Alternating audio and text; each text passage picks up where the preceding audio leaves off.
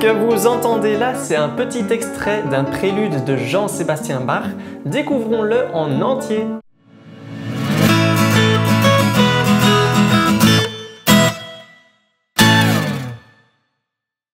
Salut à tous, c'est Robin Meis. Le prélude qu'on va découvrir aujourd'hui est en Ré mineur, c'est le prélude BWV 999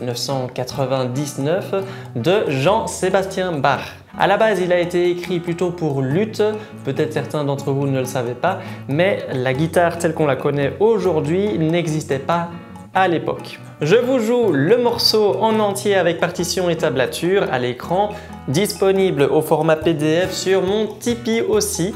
Et puis on analysera et on discutera un petit peu de la pièce.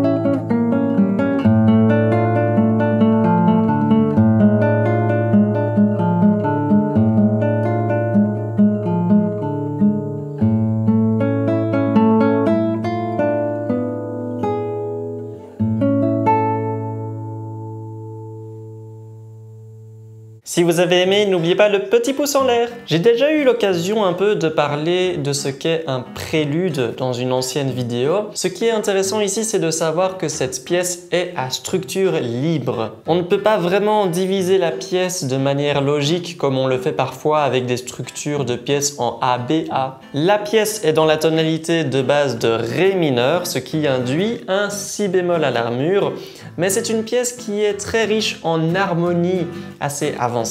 Du coup, vous allez rencontrer souvent des altérations accidentelles écrites sur la partition. Ce prélude est composé principalement d'arpèges avec le même dessin qui revient généralement, c'est-à-dire un arpège ascendant, puis qui redescend et reste sur deux notes, et puis qui termine sur deux basses intercalées par une même note. Vous avez sûrement remarqué que sur la partition, certaines notes ont des doubles ampes, c'est-à-dire une petite queue à la fois vers le haut, mais aussi vers le bas. Cela indique que les notes font partie de deux voix à la fois. Ça fait partie non seulement de l'arpège, mais aussi d'une sorte de mélodie en même temps. Et donc au niveau de l'interprétation, il est conseillé de mettre légèrement ces notes en valeur pour guider l'oreille de l'auditeur sur ces notes. Comme doigté, je vous recommande le suivant. Pour la main droite, PIMA pour l'arpège ascendant, ensuite MIMI et pour terminer PIPI ou bien PIPM pour ceux qui préfèrent alterner entre l'index et le majeur à la fin. Voici l'exemple sur la première mesure.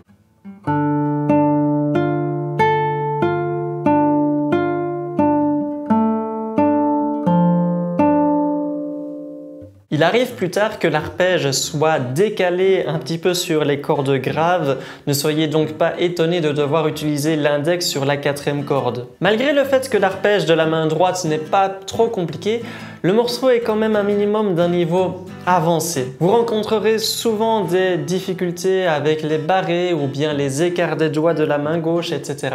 Il y a même un passage très difficile où les notes à jouer sont Fa grave 6e corde, suivi de Do Mi La sur les 3 premières cordes aiguës. Et pour moi, le seul moyen d'y avoir accès, c'est de réaliser un barré avec le 4e doigt. Alors peut-être vous avez des doigts assez grands et une souplesse suffisamment avancée pour y parvenir autrement, mais voici donc la version avec le barré 4e doigt.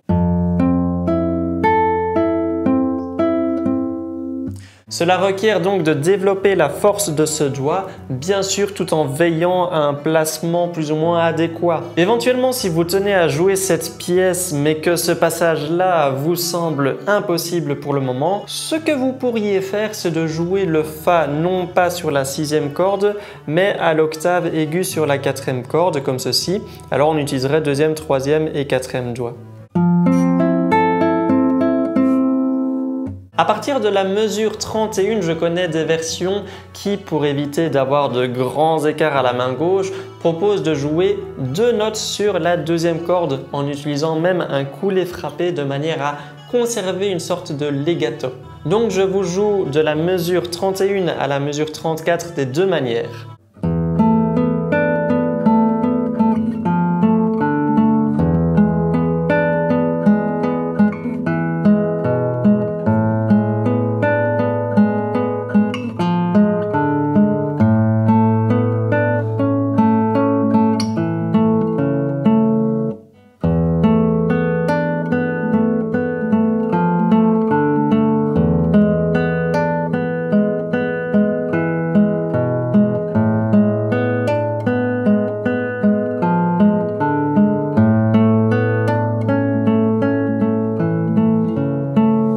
Il est vrai que cela rend le passage plus facile techniquement vu qu'il y a moins d'écart. Néanmoins, j'aime moins musicalement car cela modifie le fait de jouer l'arpège sur des cordes différentes. Donc, si vous êtes capable d'écarter les doigts ainsi, n'hésitez pas. Concernant l'interprétation, alors au lieu d'analyser chaque mesure et chaque harmonie derrière les arpèges, qui prendrait donc beaucoup trop de temps sur la vidéo, je vais encore une fois vous proposer de vous fier à votre oreille et votre ressenti pour distinguer quels arpèges engendrent de la tension et quels arpèges engendrent plutôt de la résolution. À partir de là, vous pourrez donc vous amuser à jouer certains arpèges plus forts ou plus doucement en restant dans la subtilité pour garder un certain lissage au niveau des nuances. Par contre, il y a probablement un climax dans ce prélude, pour moi situé aux environs de la 21e à la 23e mesure, où la tessiture entre les basses et les aigus est très grande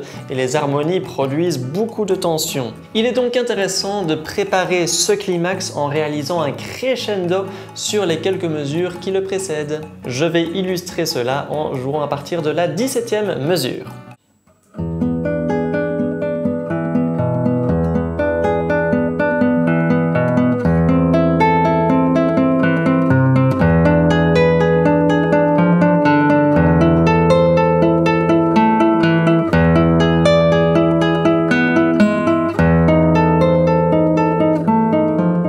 Et je vais terminer la petite analyse simplement par souligner la belle couleur du La majeur qui clôture la pièce. Après toutes les différentes tensions éprouvées, Bach nous ramène à la paix. Voici les dernières mesures.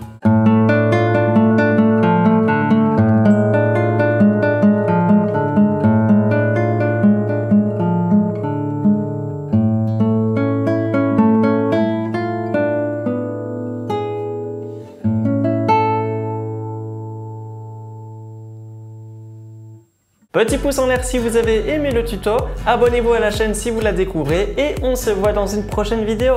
Ciao!